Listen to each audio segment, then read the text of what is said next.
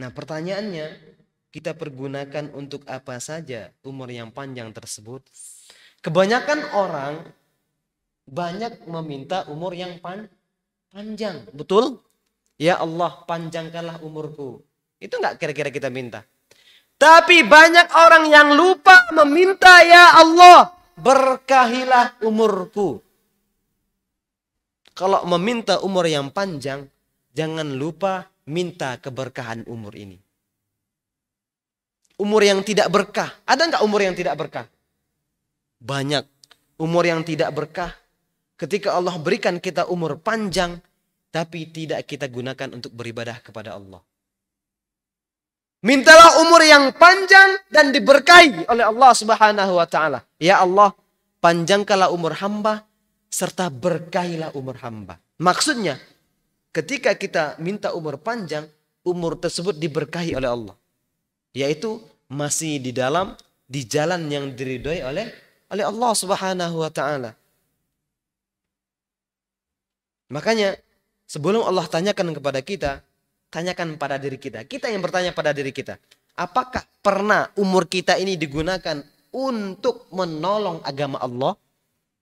Pernah enggak selama kita hidup ini menolong agama Allah?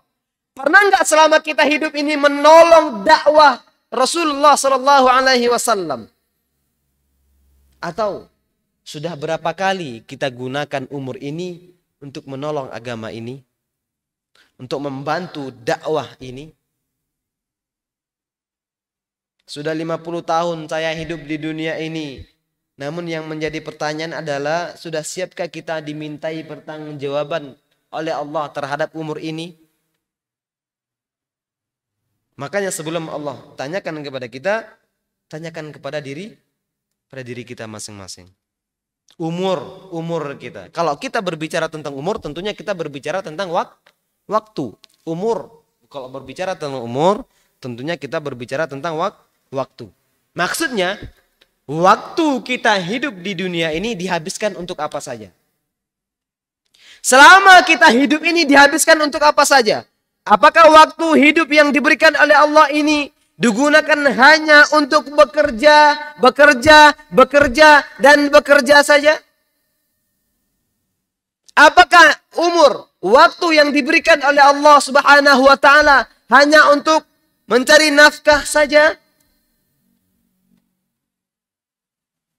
Atau adakah waktu hidup ini kita gunakan untuk mempelajari agama Islam? Misalnya.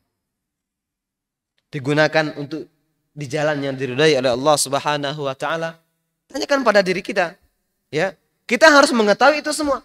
Jangan selama hidup ini ya tidak pernah belajar agama Islam. Tidak pernah mempelajari hadis Rasulullah. Itulah orang-orang yang merugi. Karena waktu dihabiskan hanya untuk bekerja dunia dan dunia saja. Karena ya ketika masanya tiba, kelak semua itu bakalan kita pertanggungjawabkan di hadapan Allah Subhanahu wa taala.